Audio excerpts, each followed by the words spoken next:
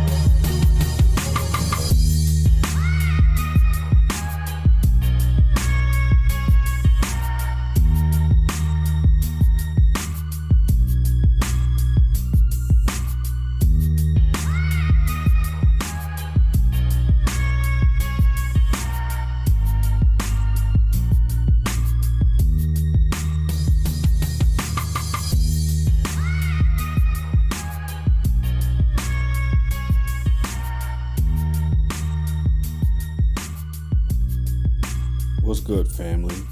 KJ Media 100, always keeping it 100. Back with Everything is a Lie, Part 2. In this installment, we're going to talk about a man, one of the richest men to ever live. No, I'm not talking about Mansa Musa, even though Mansa Musa is the richest man to ever live. I'm talking about John D. Rockefeller. Rockefeller, the second of 6 children born in Richford, New York, grew up poor and had a con artist for a father, William A. Rockefeller. Many knew him as Devil Bill. This man's father was literally a snake oil salesman, and he also was allegedly accused and responsible for the unwanted sexual advances of a young woman. But one thing William A. Rockefeller did that was good for his children, including John D., was he's quoted as saying he cheats his kids every chance he gets. Due to this kind of upbringing, it made John D. Rockefeller just made him a certain type of way, as you would imagine. If your old man's out here ripping you off, hell, his old man couldn't help it. He was ripping off the whole damn county that he was in. Now, what's a lie? Rockefeller was rich. It's a lie that he was the richest man that ever lived. That's a lie, but shit, he's one of them. As a matter of fact, at his height, John D. Rockefeller was worth as much as $900 million. Now, $900 million in today's money is definitely generational wealth. You are setting up not only your family for generations to come, but you're setting up your damn community. You're setting up everyone you touch, just about. Now, that was $900 million in yesterday's money. $900 million translates to around 23.6 billion in today's money. Now, this isn't a documentary on John D. Rockefeller. This is Everything is a Lie, Part 2. So what exactly is the lie? Now, we left off on vaccines the last video, and we transitioned into the upbringing of people, the school system. What's up with the school system? What's up with the subjects? History, one of my most favorite subjects. History is a joke. You know, growing up as a young melanated American child, you know, in New York City, I always wondered, why does history seem to begin with like the Roman Empire? Why do we care, or why are we learning about Rome and Greece? That has nothing to do with us. Now, one would say, because the people that stole this land and created this country came from over there. You know, most of the people are British. But why? I'm, as what they say in school, African American, black, whatever. Why am I learning about this for? You know, I will say this. We learned about Martin Luther King, Malcolm X, and other black figures in school. Certain parts of the country, other black folk, they didn't even know who Malcolm X was, which is kind of ridiculous. But back to John D. Rockefeller. John D. Rockefeller made his money off oil. Standard Oil Company operated from around 1870 to 1911. Now, he was already a millionaire, and in today's money, he was already basically a billionaire. But he had a monopoly. A monopoly was made illegal to have a monopoly. So when he was forced to sell all of his stuff, that's what made him the rich bastard that he grew to be. There's lots of documentaries on John D. Rockefeller, a whole bunch of them. And one thing I got from all those documentaries that I watched, that John D. Rockefeller created the school system we know today, designed to keep you poor, and your brother and your mother and your daddy dumb, and basically serving the Rockefellers, basically serving the Rothschilds, serving the Vanderbilts, serving the Beers, just serving these rich bloodlines. And we're just pretty much all of us, no matter the shade of our skin or part of the world we're from, the school system as we know it, not just American, but almost the whole damn world, is designed to keep you as a working mouse, chasing cheese, working for a big giant rat. That's what it's designed for. Now, I first got into the John D. Rockefeller research because of the Joe Rogan podcast, and not because of Joe Rogan himself, but because of, is it Eddie Bravo or Johnny Bravo? I think it's Eddie Bravo. On his show, Eddie Bravo was a real heavy conspiracist, or what I like to say, a big heavy truther. He was a major truther, and Joe Rogan was too. I still believe the powers that be got to Joe Rogan. They told him, you better chill out with all this truthing, and he pretty much turned Joe Rogan into a show. But I digress. That was the first time I thought about Joe Rogan, and I said, what the school systems was created by John D. Rockefeller? Check out this clip that helped broaden my horizon. World, like the history of the Rockefellers, fuck. You know, the conspiracy theorists, whatever you want to call them, they claim that it's all connected. 9/11, JFK, like it's the same people, and they're all connected. It's the same families, it's the same secret society, and it goes back. Well, it's most of it started with John D. Rockefeller and made him a billionaire. That's what made him rich, is when he got busted. When he had to sell everything off, he took over education. Dude, you know how he took over universities? Dude, he wanted to take over the world. He wasn't just trying to sell gas. He was trying to take over the world. Our education system is all based on Rockefeller Foundation shit. Like, what? He strategically wanted to make school so that we got people just smart enough. This isn't conspiracy theory. Just smart enough to work They didn't want anybody too smart.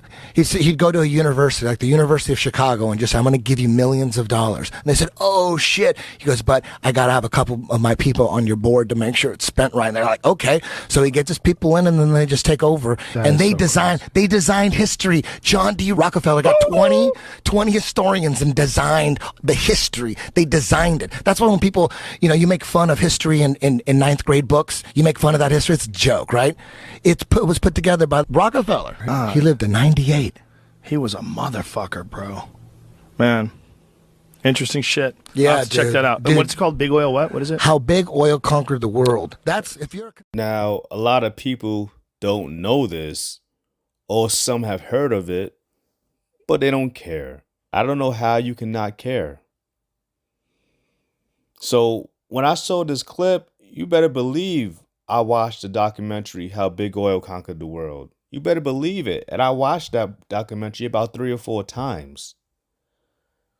It's the same like the documentaries, every war is about money. I forgot the exact title of it, but all wars are bankers' wars. There you go. All wars are bankers' wars.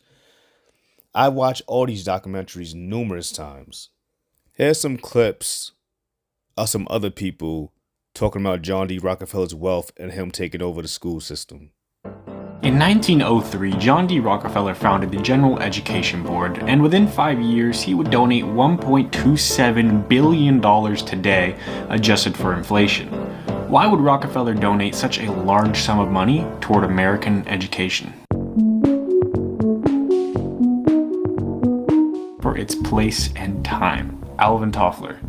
Future Shock, 1970. Everything Alvin Toffler just said shows the impact that the school system has on kids. It indoctrinates them to become a part of the workforce. And in the early 20th century, this was perfect for titans of industry like Rockefeller. Pumping children through the school system created less entrepreneurs, meaning less competition for Rockefeller. But obviously not everyone can be a billionaire, so what's so wrong with the school system? Honestly, for the average person in the 19th and early 20th century, the school system was great.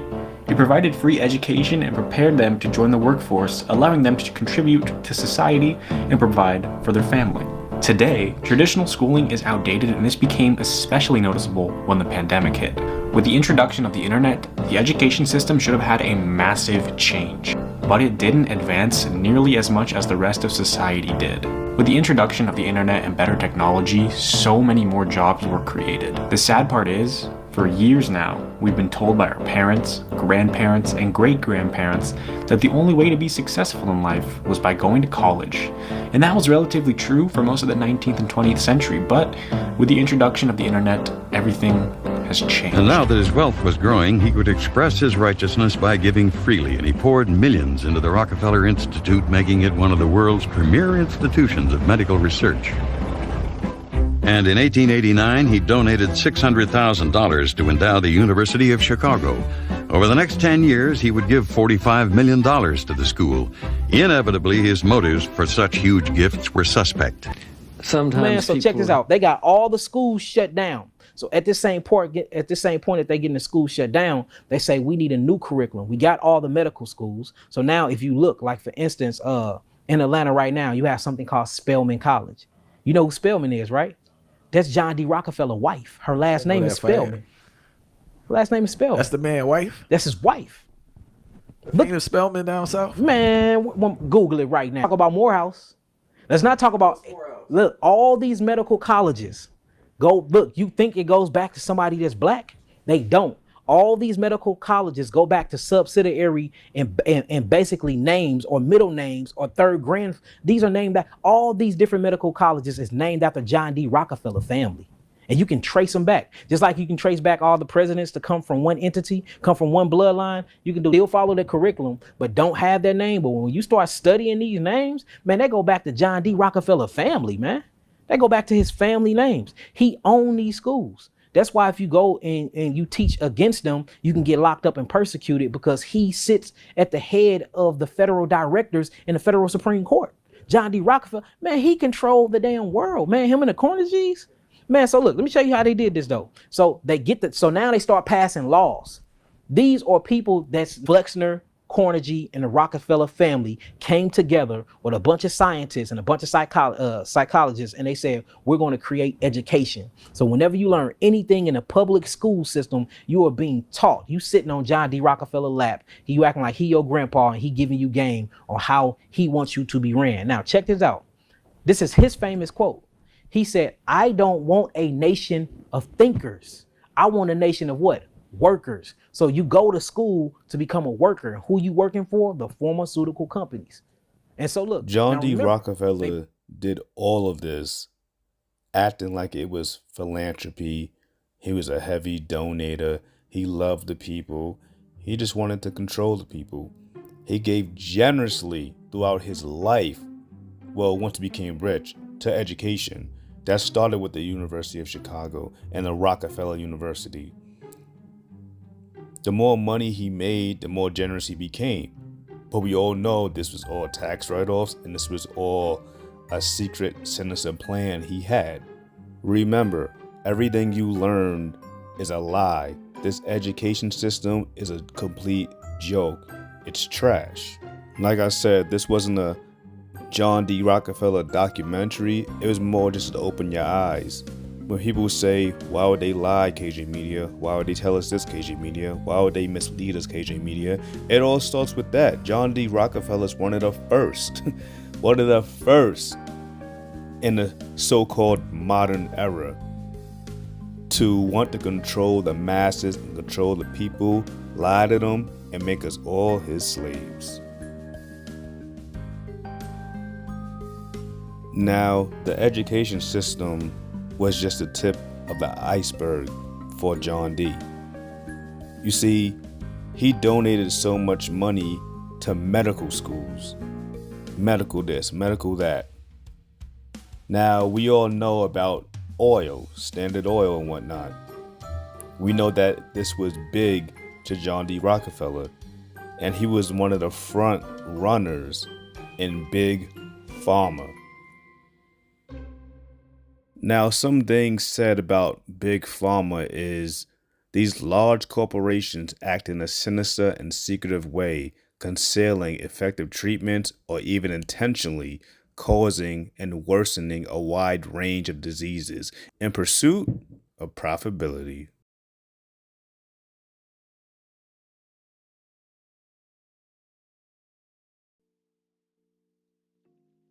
Now, throughout history, many people have practiced natural healing. As a matter of fact, throughout millennia, pharmaceutical drugs and whatnot have only been around for, a little over 100 years, if that. We all know it starts with your man, John D. Rockefeller, putting damn oil and whatnot into the drugs. You know, crazy. Oil and everything. Oil and Vaseline, oil and drugs, oil in the car, oil and cigarettes, oil and food. You name it. In the 1970s and 80s, a lot of conspiracy theories were promoted by Ann Wigmore. She said that HIV and AIDS could be effectively treated with a raw food diet. In this context, Wigmore believed that the pharmaceutical industry was part of a conspiracy to keep the population at large ill. Now, if you don't have any sick patients, then there's no need for doctors. So the sick must exist. Shout out to AZ. But ask yourself this one question. Even if it's all a lie, knowing all of the crazy things that go on within this world, has the world at large, the powers that be, made money off of people being healthy?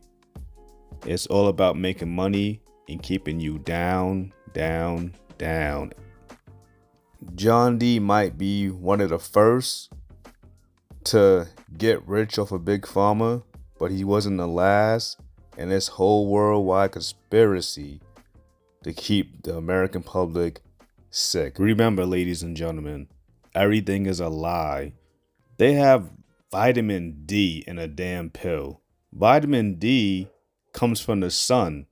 As a matter of fact, Vitamin D is a hormone. It's what happens within our body when it reacts to the sun. So how could you put that in a pill? This is going back to my whole formula thing with the baby formula stuff in the last video. How are you creating something as natural as vitamin D or your mom's milk in a laboratory? It's just unheard of. You know, I want all of you, take what I say with a grain of salt. Look into this stuff yourself. Believe me when I say that everything you know is a lie. Everything. They don't want to keep us healthy. They want to get us sick. Just ask Dr. Sebi. We all know about Dr. Sebi healing people. And then they took him to court and he brung out dozens and dozens of former AIDS patients with the facts and the data proving that he healed them all. You know, shout out and God bless Dr. Sebi. But Dr. Sebi was just one person. There's many, many, many people like him. Many, many, many more melanated people like him. Some things are so crazy it'll make your brain explode. Like the fact that when Christopher Columbus came to this new world and saw the Taino people on the island now known as Puerto Rico, writing in his journals, him and his men, that these people were brown, copper skin to even black with afros, and they resembled Ethiopians. That brings us to the Moors. Part 3 will be coming up soon, where I take on the Moors and the lies told throughout history to cover up and even deny the very existence of the Moors and the part they played in European culture and the world. KJ Media 100, I'm out.